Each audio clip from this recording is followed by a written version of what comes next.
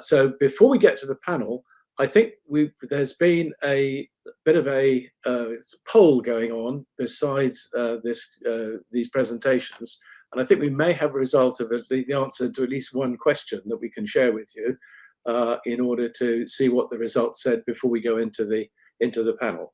So we may get to see now the result of one question. Here we go. So, do you have the opportunity truly to relax when you're at your workplace? Okay. Interesting. Okay. Half the people at least saying no, 30% saying, okay, if I get the chance, I will, but it's only sometimes. And only 15% actually saying, yes, they genuinely get the opportunity to relax. And this is something I think we learned in the pandemic, where people could manage their own time better.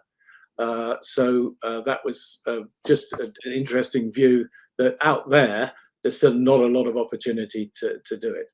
Okay, let's move on to the panel. So if we get everybody up on the screen, we can start to deal with any questions and comments that have come in as we've been speaking. And if you do have more comments or questions as we go through the panel, then by all means do put them into the comments column. So welcome back, Samreen, Graham, and Ben, of course, Jennifer as well. Here we go. So we've had a really optimistic view of the world so far, and that's really great.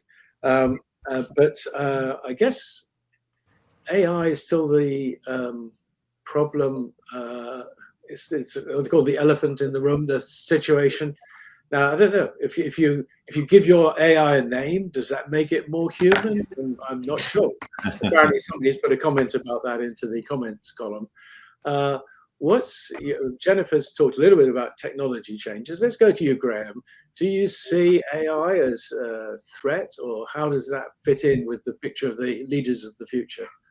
I think it's a fantastic question. Just a point about the whether I get time to relax at work. I personally believe that's choice. You know, as leaders, we're only in control of one thing, really, which is our behaviour, and we can choose that. So I think people can choose really to be able to relax if they want to. And another one for you, Samreen. I don't know if you've seen this, but there's loads of work stuff in the press at the moment this weekend about England meeting the All Blacks and how they use breath work. So that's something for you.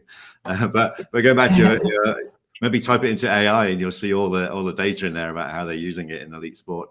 Yeah, that question, Peter, about AI, I think if I go back to a time when I was working a lot with retail organizations, and there's this thing called the internet suddenly brought in online shopping. And everyone, we're having loads of workshops going, oh my God, that's bricks and mortar. It's over. It's finished. It's gone. We're never going to have any shops anymore. Well, it's going to be a disaster. What are we going to do? It's going to be horrendous, and it hasn't happened, has it, really? Yeah, we've got both. So I think AI, for me personally, is another tool. And we just need to work out how we're going to use it. And if I think the clever people are going to use it in the most effective way. And I think sometimes we can get overtaken by the next shiny new thing. Yeah, I think it's just something that we have to work with, and how we and it is a fantastic. I use it a lot. I think it's a fantastic tool, but it's how we use it. It's going to be the important thing. Yeah, and again, it's back to taking time to stop and think about it as a tool, not as something that's taking over our lives. Again, back to taking time to stop and think. I think we've heard other people's views on the need to take time. So I'm just going to have yet another. There are other poll questions as well. So if we can have the results up of another question. Okay, so slowing down, does it at the right moment actually enable leaders to move faster? This is kind of your point. So Graham, and did that help them achieve extraordinary results? So 85% saying absolutely agreeing, and just 14% totally disagreeing. So slowing down at the right moment seems to have hit a good point. You've made the point on that one, Graham, already. So Samreen, does that fit in with your thinking that leaders just have to slow down? Well, thank you for the question. And I guess I need to look at this a little bit more holistically, because although I'm very much in agreement that taking time to slow down, taking time to think, and actually being consciously intentional in how we use our time can come with choice, or does come with choice. I would like to be the slight controversial one here and remind us that when you look at some of the data around how technology and the way we live, it's not just technology, presents us with unconscious forces that our minds and our cognitive abilities are being overridden by. So although it's a choice, and I would agree with you, Graham, at the end of this panel, I am going to be walking with my dogs. I am going to be probably hugging a tree, Ben, genuinely touching it. I have to consciously make that choice. But the only reason why I'm able to make that choice is because of the breath work that I have been doing and the meditations I've been doing that have regulated my nervous system to remind me that that choice is available. So I think the question around, are people able to relax? It feels I'd like to sort of offer a bit of a reframe there. I think for me, it's people aren't looking to switch off or to slow down necessarily. They are needing to switch back deeper into themselves and into something greater than themselves. And the current climate, the current context, and the current pace makes it very, very difficult for us to stop and notice that. You know, the rugby teams are using, and several other sports are using it because it's being introduced very intentionally. And I do think we carry accountability and responsibilities to ourselves and each other to set those norms and to create those rituals that would start to generate some of those norms. Okay, brilliant. Thank you, Samreen. Jennifer, yes. Yes, so just a couple of thoughts. I mean, I very much. Oh, how do I unmute it? You're good. You're good. Keep going. Okay. So a couple of thoughts on the slowing down. In the pace of change, and being from Silicon Valley, where everything changes in the course of a day as opposed to a month, I think it's less about slowing down, but it's that what I call take a step back. Now, when something comes at you and a new idea, oh, you must try, you must do, the human tendency is to react to that. It doesn't take any more time to avoid reaction, but to reflect. Just take that minute and go inside. Maybe it is take a deep breath and think about, what am I trying to achieve? Back to the purpose. And how is this going to help me? Just be reflective, be fast, but be reflective instead of reactive, because it's very easy. And it's one of the challenges I see with people using AI. They have a new idea, a new tool. We're going to double down on Copilot. We'll roll it out to everybody because Deloitte's offering us a great special. They'll do training. It's out, it's there. We have huge expectations, and then nothing happens. Versus that reflect on, how might Copilot, vis-a-vis Anthropic, vis-a-vis Gemini, how might them help us solve our problem? And with that reflection, then choose the right tool. So it's no more time, but it's intelligent time to go in the right direction. Yeah, I agree with that. Okay, can I build on that, Jennifer? Because I think that's an interesting topic. Yesterday, I was running a workshop for one of our clients, and it was really interesting how I really believe great decisions come from social interaction. So I think having conversations, and it was really interesting. We were looking at creating a real clear purpose for a sales commercial team, and it was very interesting. There was like 7 people there with all their own ideas, and we took all the post-it notes and dropped it into AI, and it came out with the most perfect purpose statement I've ever seen in my life. It was really good. Because it not only took the information from the post-it notes, it also actually went onto the World Wide Web and pulled in all the language from the organization as well. And it was really, really powerful. So I think how we use it, combine it and use it effectively is really key, definitely. Agree. Okay, let's have another one of our poll question results. So there are 2 more poll answers to go, and see what our audience is thinking about subjects. So this is using technology efficiently. Okay, is it according to your company's growth goals? So absolutely agreeing, about a quarter of the people. Totally disagreeing, okay, a third, and another third undecided. So it's interesting that a lot of people are not yet decided about how companies are using technology efficiently, because of it, as we've just been saying, the amount of change that's happening, organizations are having difficulty keeping up with it. So there's a lot undecided, and therefore a lot disagreeing that they're using technology efficiently. And for me, it's a role here for HR to play, not as understanding the details of the technology, but understanding how it interfaces with people and their work, and how it changes the value of human interaction, and so on.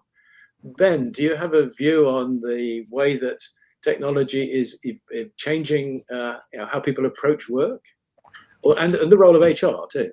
Yeah, I mean, great questions. I'm enjoying the discussion here. Personally, lots of thoughts prompted, but I think I want to reiterate the importance right now of conscious leadership, and I think that's partly what we're talking around, is that we need to engage more than just our intellect. We need to bring ourselves to these dilemmas. And so, to the question, is AI hurting human creativity?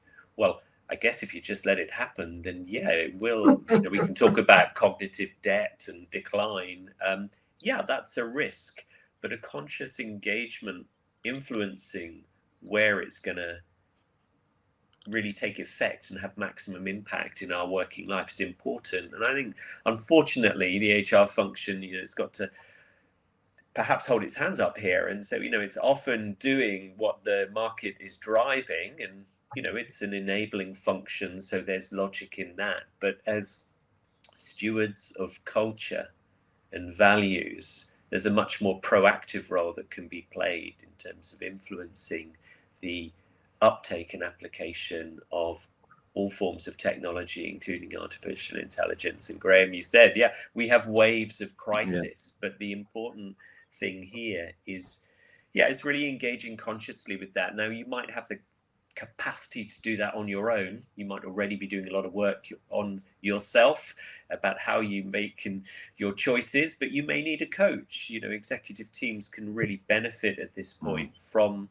facilitators and expert group coaches who can bring this independent and objective perspective, and sort of separate out some of the hype from the reality. And my work with artists and musicians, for example, and creatives, they are variously not that stressed by it, and then very stressed by it. They see income evaporating, but I think you can talk to many people, and ultimately the joy of the creative expression of a conscious being, a sentient human, is much more uplifting than a synthesized, artificially created piece of music. I think that's the reality of it. And, we might not be able to distinguish at a point in time, but actually, I think we probably will still be able to. So a few comments from me there. I think, we can't change it. It's to navigate and make choices about. That would be the takeaway. Okay, we have one last poll result, I think, and then we can have your comments. Samreen, hang on. Just last poll question. Okay. Do your senior managers provide a positive development environment for young talent? Okay, so totally disagree, 42%, and undecided 57%. So this looks very problem statement for development environment for young talent. And it's interesting because you'd assume that enlightened organizations would want to encourage the youngsters with their talent, with their new ideas. And yet there's obviously a reluctance. It's the we're happy where we are, we don't want to accept change attitude. And people reluctant, oh, you don't understand, we've done it this way for years, you're just young and enthusiastic, you'll get over it kind of attitude. That's not going to work anymore in today's era of change. Samreen, you wanted to say something? Yeah, and actually it does sort of, I guess, connect a little bit to this question as well. I was provoked by, in a nice way, by the way, Ben, by some of the points that Ben was making in his share. I guess what I'm noticing in the threshold between humanity and technology, and particularly AI, at the pace at which it's infiltrating how we operate, how we connect, how we deliver, and how we are, is that actually this conscious piece becomes more possible if we treat AI and our relationship with AI as an observational one. If we're able to step back and notice it and see it. And where I think this applies to this piece around what our environments are like for development, I think technology will work very well for us, and our learning and development and growth will branch out in natural, organic means in ways if we are able to hold that position as the compassionate, loving, appreciative witness. And what I mean by that is being able to notice what's going on. Personally, I love AI. I think it's a portal of magic. It's enabled me to spread my ability to learn, articulate, express, and convey my voice. However, I'm constantly having to question when I work with it and how. So if I was in a corporate setting right now, I would want some of these younger people, people who are actually much more apt at using these technologies than I am, to have that appreciative, compassionate witness to help them question, how am I actually operating in a world where technology is moving and supporting and sometimes taking over quicker than we can keep up? Okay. It's interesting. In line with that, we have a question from Didem, one of the participants. If we can see that on the screen, it is very relevant, because making the comment really that AI makes life easier, but is it also hurting genuine human creativity at the same time? Hand up who'd like to answer that question quickly, because we're kind of running out of time. Jennifer. Yeah, so I feel very strongly about this and the overall question of just how to effectively use AI. I mean, I think people can approach things, whether it's in creativity, in writing, etc. Do I do it myself, or do I have a team that does it, or do I have the effective way to really leverage AI is to determine what are the things that creative person really enjoys doing, believes is their purpose, what are their true creativity skills to achieve their goal, that they may not be the best at doing.